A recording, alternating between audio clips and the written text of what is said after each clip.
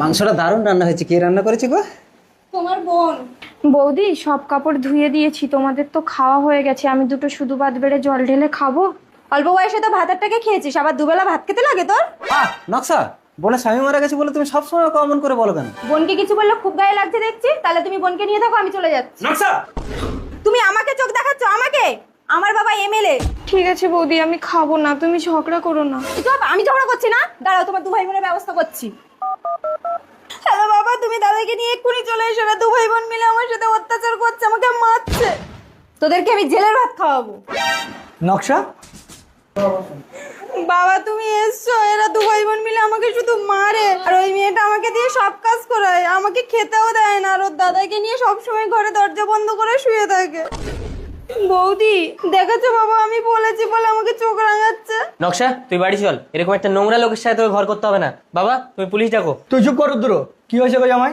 আপনার মেয়ে ঠিকই বলেছে বাবা, আমার বোন ওকে সবসময় কাজ করায়, খেতে দেয় না। আচ্ছা ওকে জিজ্ঞাসা করুন তো আমার বোন ওকে আজকে কটা কাপড় কাচতে দিয়েছে? 4টে। না 6টা। 4টে কি 6টা? এবার আপনি নিজে গিয়ে দেখে আসুন। 6টাই শাড়ি, কিন্তু শাড়িগুলো আমার মেয়ের, ওগুলো আমি বিয়েতে দিয়েছিলাম। তাহলে বুঝতেই পারছেন কার কাপড় কে ধুয়েছে। না না বাবা, ওর একটাও কথা বিশ্বাস করবে না। আচ্ছা ঠিক আছে ছাড়ুন, ও তো বলছে আমার বোন ওকে খেতে দেয়নি। ওর ডান হাতটা শুকে দেখুন তো। এ তো মাংস দিয়ে ভাত খেয়েছে।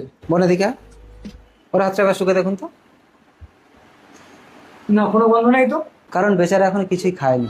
আর আমার বোনের সাথে ও যে সম্পর্কের কথাটা বললো, তার প্রমাণ আপনি যদি চান তার আগে আমাকে একটু বিষ এনে দিন। কারণ ভাই বোনের পবিত্র সম্পর্কের এই জঘন্য প্রমাণ দেওয়ার আগে আমার যেন মরণ হয়।